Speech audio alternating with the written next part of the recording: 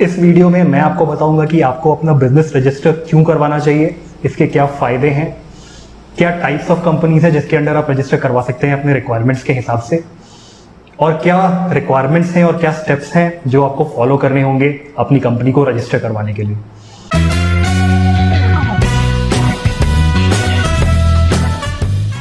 Hey guys, my name is Prateek and आपका स्वागत है इस नए वीडियो में। मेरा एक फ्रेंड है जिसने 30 लाख रुपए लोन लेकर अपना एक नया बिजनेस स्टार्ट किया था। अपनी क्लोथिंग की स्टोर स्टार्ट की थी 2019 के दिसंबर में। उसने बहुत ज़्यादा उम्मीद और बहुत ज़्यादा पॉजिटिविटी के साथ अपना काम करना शुरू किया, लेकिन 2-3 महीनों में ही लॉकडाउन लग गया और फिर उसकी दुकान कई महीनों तक बंद पड़ गई। तो ऐसे में उसके बिजनेस को ग्रोथ स्टार्ट होने से पहले ही एक डेडली ब्लो लग गया और अब उसकी लाइफ में सबसे बड़ा स्ट्रेस ये है कि ये कर्ज आखिर कैसे उतारा जाए। ये सब इसलिए हुआ क्योंकि उसने ये बिजनेस स्टार्ट किया था बिना अपनी कंपनी रजिस्टर किए, एक सोल प्रोप्राइटर के तौर पे स्टार्ट किया था। एक कंपनी क्रिएट करने का मतलब ये है कि आप एक आर्टिफिशियल पर्सन क्रिएट कर रहे हैं अंडर लॉ, जो कि अपने लिए खुद रिस्पॉन्सिबल है। कल को कुछ भी लफड़ा होता है तो वो खुद रिस्पॉन्सिबल है अपने प्रॉब्लम्स के लिए और इसकी लायबिलिटी आपके सर पे नहीं होगी। इनकॉर्पोरेशन का रूट वर्ड है कॉर्प, जिसका मतलब होता है बॉडी, इसलिए इंग्लिश में आपको पता होगा डेड बॉडी को कॉर्प्स भी कहते हैं। तो incorporation is the legal process of creating a company, जिसमें कि आप एक बॉडी क्रिएट करते हैं खुद से अलग, एक सेपरेट बॉडी जो कि खुद के लिए रिस्पॉन्सिबल है, उसके अपने लीगल राइट्स हैं और वो अपने लिए मनी भी बोरो कर सकता है। यही नहीं, कंपनी एक लौता लीगल एंटिटी है जो कि इक्विटी फंडिंग भी रेज कर सकता है। अब इक्विटी फंडिंग क्या होता है, how beautiful it is and how is it different from loan या कर्ज, अगर आपको ये सब नहीं पता है तो आप मुझे नीचे कमेंट में लिखिए, मैं नेक्स्ट वीडियो में वो भी बनाकर आपको समझाऊंगा। अब बात करते हैं किन टाइप्स की कंपनीज होती हैं जिसके अंडर आप रजिस्टर कर सकते हैं। सबसे पहले स्टार्ट करते हैं प्राइवेट लिमिटेड से। प्राइवेट लिमिटेड कंपनी रजिस्टर करवाने पे आपकी लायबिलिटी लिमिटेड हो जाती है। मतलब आप जितने भी पैसे लगाकर अपनी कंपनी स्टार्ट कर रहे हैं उससे ज्यादा के लिए आप लायबल नहीं होंगे। फॉर एग्जाम्पल, आपने 100 रुपए लगाकर अगर कंपनी स्टार्ट की और कल को उस कंपनी पे लाखों के कर्ज भी हो गए जैसे वो पे नहीं कर पा रही है, इस ऐसे में आपकी पर्सनल लायबिलिटी 100 रुपए से ज्यादा की नहीं होगी। प्राइवेट लिमिटेड कंपनी में एटलीस्ट 2 पार्टनर्स होने चाहिए और एटलीस्ट 2 डायरेक्टर्स भी होने चाहिए। अब ये दोनों पार्टनर्स और डायरेक्टर्स सेम भी हो सकते हैं या डिफरेंट भी हो सकते हैं। ऑल्सो इसमें maximum number of share holders या स्टेक होल्डर्स 200 तक हो सकते हैं। इसका मतलब ये हुआ कि आप चाहें तो अपनी कंपनी के शेयर्स बेचकर इक्विटी फंडिंग आराम से रेज कर सकते हैं। अब एक प्राइवेट लिमिटेड कंपनी में बहुत सारे कंप्लायंसेस होते हैं और बहुत सारे जो फाइलिंग्स होते हैं, क्वार्टरली और ईयरली फाइलिंग्स, वो भी करने पड़ते हैं। मतलब इसके अपने कुछ बहुत सारे झंझट वगैरह हैं और उसके अपने कुछ कॉस्ट भी हैं इन्वॉल्व। इसलिए अगर आपको अपनी कंपनी पे लोन लेना हो या इक्विटी फंडिंग रेज करने का आपका प्लान है, तभी आप प्राइवेट लिमिटेड में रजिस्टर करना आपको एडवाइजेबल है। अदरवाइज आप बेकार में ये सब कंप्लायंसेस के झंझट में पड़ते रहेंगे और अपना कॉस्ट लगाते रहेंगे जिससे कोई खास फायदा नहीं होगा। अब प्राइवेट लिमिटेड समझने के बाद उसके रेफरेंस से मैं आपको समझाता हूं कि जो बाकी के टाइप्स ऑफ कंपनीज हैं वो क्या होते हैं। अब प्राइवेट लिमिटेड में जैसा कि मैंने बोला कि नंबर ऑफ शेयर होल्डर्स 200 से ज्यादा नहीं हो सकते। इसका मतलब कि अगर आपको अपनी कंपनी शेयर मार्केट में लिस्ट करवानी है और वहां से पैसे रेज करने हैं तो आप प्राइवेट लिमिटेड को नहीं कर सकते। इसके लिए आपको अपनी कंपनी को पब्लिक लिमिटेड बनानी पड़ेगी। पब्लिक लिमिटेड कंपनी में मिनिमम नंबर ऑफ डायरेक्टर्स 3 हैं और minimum number of share holders 7 हैं। शेयर होल्डर्स की अपर लिमिट कोई नहीं है, इसलिए आप सेकेंडरी मार्केट में या शेयर मार्केट में अपनी कंपनी के शेयर्स ऑफर कर सकते हैं और वहां जितने भी लोग चाहें वो आपकी कंपनी के शेयर्स खरीद सकते हैं।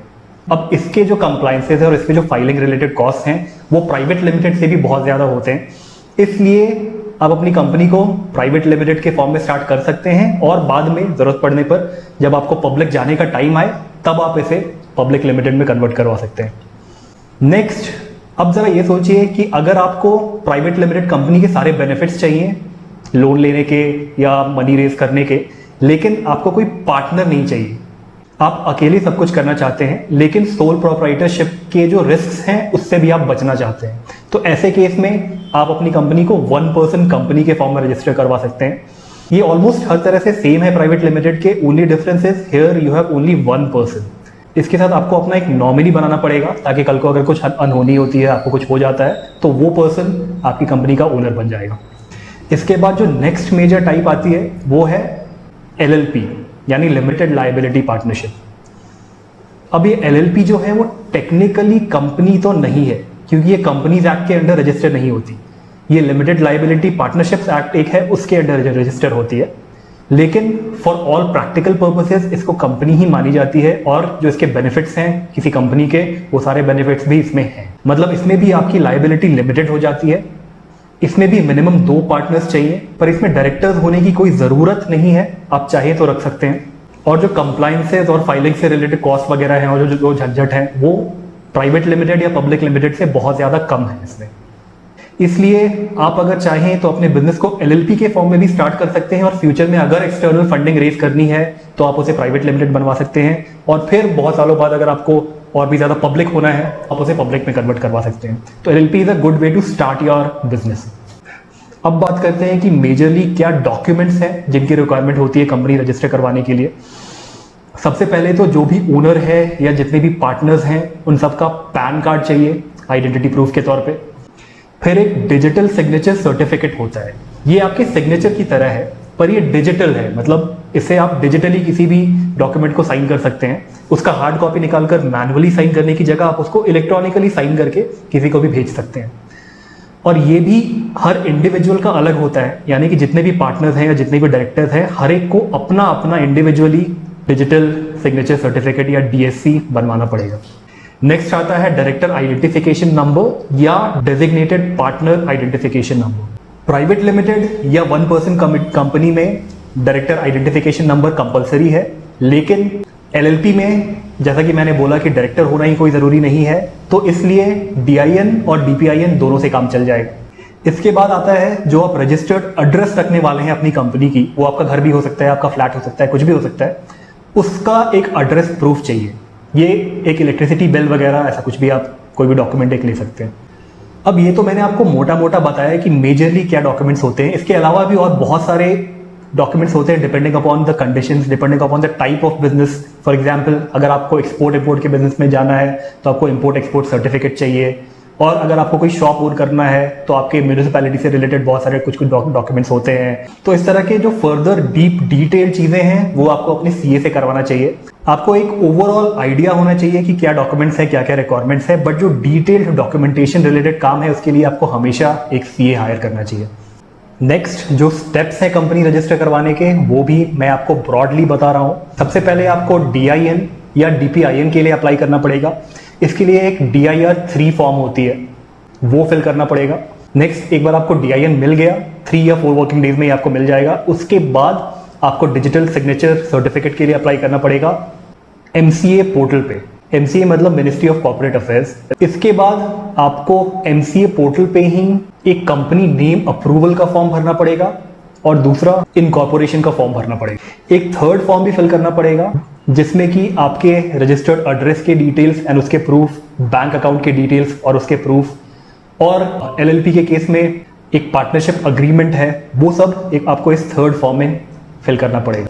अब टाइप ऑफ कंपनी के हिसाब से ये जो प्रोसेस के स्टेप्स हैं ये थोड़े बहुत वेरी करते रहते हैं। फॉर एग्जाम्पल प्राइवेट लिमिटेड के केस में आपको जो DIN है और जो इनकॉर्पोरेशन फॉर्म है वो एक साथ फिल करना पड़ता है, और इसमें एक स्पाइस फॉर्म है, SPICE फॉर्म है, जो कि बहुत ज़्यादा सिंप्लीफाइड फॉर्म है, गवर्नमेंट ने दिया है कंपनीज को इजीली रजिस्टर करने के लिए। तो इसमें जो नेम अप्रूवल फॉर्म है, DIN एप्लीकेशन फॉर्म है, इनकॉर्पोरेशन फॉर्म है, ये सब कुछ एक साथ आप SPICE फॉर्म के थ्रू बहुत आसानी से कर सकते हैं।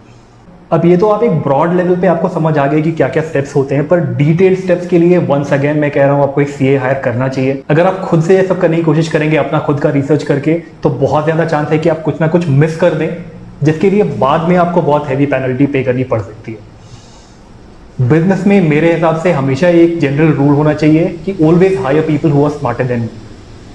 आप एक जनरलिस्ट की तरह काम कर सकते हैं, आप ओवरऑल बिजनेस को संभाल सकते हैं, लेकिन स्पेसिफिक चीज़ों के लिए आपको हमेशा एक स्पेशलिस्ट की कंसल्टेशन लेनी चाहिए या फिर उसे हायर करके उससे काम करवाना चाहिए।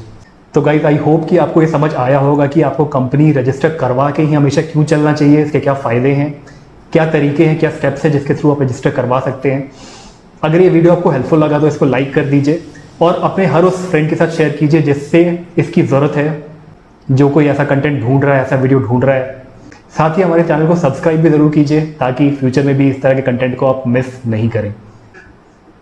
तो इस वीडियो में इतना ही। Thanks a lot for watching. Bye bye.